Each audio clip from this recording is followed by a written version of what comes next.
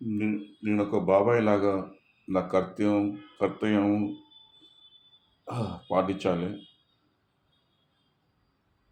మచిలీపట్నం బందరు నివాసాలకి మంచి మార్గదర్శిగా ఉండాలి. సో జీవితంలో మనం ఎంత డబ్బు ఉండాలంటే మనకి చెప్పుల షాప్కి వెళ్తాం, 8వ నంబర్ చెప్పు అడుగుతాం. సరే సేల్స్ మ్యాన్ వాడు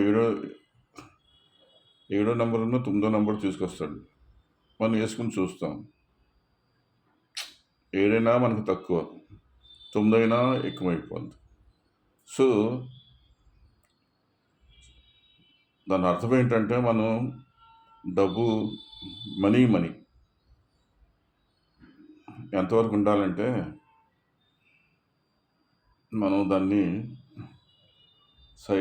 సరిగా ఉల్లాసాన్ని విలాసానికి మంచిగా మంచితనానికి వాడుకుంటే జీవితం చాలా సాఫీగా జరుగుద్ది.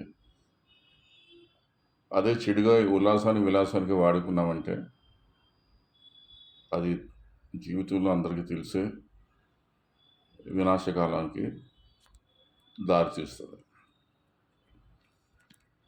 రెండోది, కొందరు డబ్బు వ్యామోహం చాలా ఎక్కువ ఉంటుంది జీవితంలో.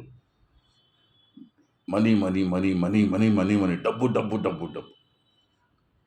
వాళ్ళు కొడుకులకి, మనవాళ్ళకి, మనవరాలకి, వాళ్ళ వాళ్ళ వాళ్ళ కొడుకులకి, వాళ్ళ కూతురికి అంత సంపాదించేస్తారు.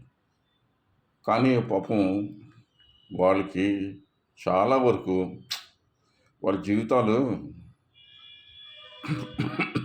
సారీ 2 పూటలు భోజనం చేయలేరు వాళ్ళు. జావ తాగాలి. ఏం తాగాలి? జావా. ఎంత డబ్బు ఉన్నా కూడా మనం జీవితం ఎప్పుడు షుగర్ లెవెల్ పడిపోయిందో, ఎప్పుడు పెరిగిపోయిందో, లేకపోతే ఎప్పుడు బీపీ టాబ్లెట్ వేసుకోవాలో, ఇదే సమయం అంతా ఇదే ఆలోచించుకుంటూ ఉంటాం. సో మనం తెలుసుకునే వాళ్ళు ఏంటంటే, సో మనం ఎంత డబ్బు ఉండాలో అది మనం బట్టి నిర్ణయించుకోవాలి. మనం ఎక్కువ ఆశ ఉన్నా కూడా ఇబ్బంది అది జీవితంలో. సరే, మూడోది, కొందరు ఎవరైతే గురువుని, వాళ్ళ తల్లిదండ్రుల్ని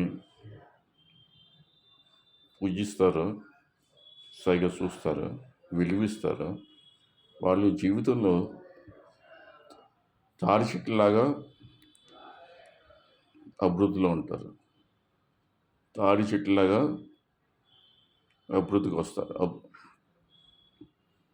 సరే, ఇవన్నీ పాటించిన వాడు ఎన్ని తెలివితేటలు ఉన్నా కూడా ఆ జీవితంలో పైకి రాలేడు.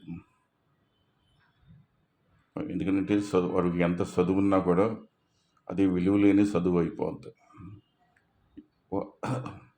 వాడిని ఎవరో వాడికి విలువలో వాడి ఇక్కడ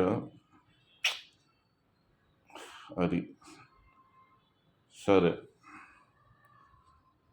ఈ మధ్యకాలంలో అందరికీ సెల్ ఫోన్స్ ప్రతి వాళ్ళు వాడుతున్నారు. సెల్ ఫోన్లో ట్రాన్స్మిటర్ అని ఒక చిన్న డివైస్ ఉంటుంది. అది టవర్లో నుంచి మన సిగ్నల్స్ అందుకుంటుంది. ఆ ట్రాన్స్మిటర్ సరిగా పనిచేయకపోతే మనం ఎవరితో మాట్లాడుతుంటే మన వాయిస్ వాడికి వినపడదు, వాడు మాట్లాడేదే మనకు వినపడదు. సో మిస్కమ్యూనికేషన్ అయిపోద్ది, సమాచారం లోపం అయిపోద్ది. లేకపోతే మనం ఏమైనా సినిమా ఏమైనా చూస్తున్నాం అనుకోండి, సీరియల్ ఏమైనా చూస్తాం అనుకోండి, సరిగా డాటా రాదు. ఎందుకంటే లోడ్ అవ్వాలి కదా. సో మనకి చిరాకు కలుగుద్ది. అందుకే ఆ ట్రాన్స్మిటర్ మన బ్రెయిన్లో కూడా ట్రాన్స్మిటర్ ఉంటుంది. ఆ ట్రాన్స్మిటర్ బాగా పనిచేస్తే మన బాడీ చాలా బాగుంటుంది.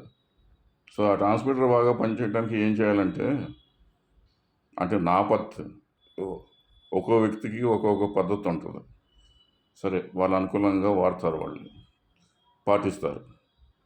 ఈ మధ్యన నేను ఒక నెల రోజుల నుంచి పొద్దున్నే దేవుడి స్నానం చేసేసి, బుచ్చిపేట మచిలీపట్నం గుడికి, వెంకటేశ్వర స్వామి గుడికెళ్ళిపోయి, శివాలయానికెళ్ళిపోయి,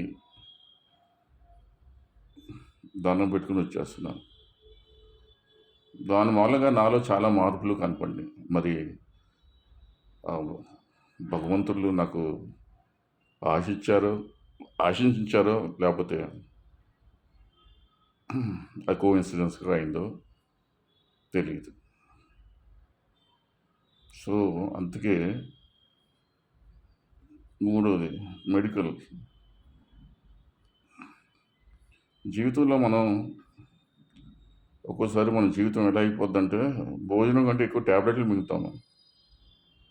రకరకాల టాబ్లెట్లు మింగుతా ఉంటాం. సో, మనం ఆరోగ్యం ముఖ్యమా?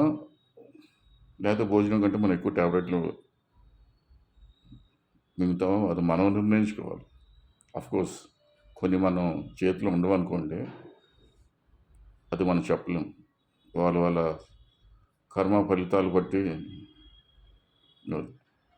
సో, ప్రస్తుతానికి సెలవు. మళ్ళీ ఏమన్నా మంచి విషయాలతో వీడియో అప్‌లోడ్ చేస్తాను. ధన్యవాదాలు.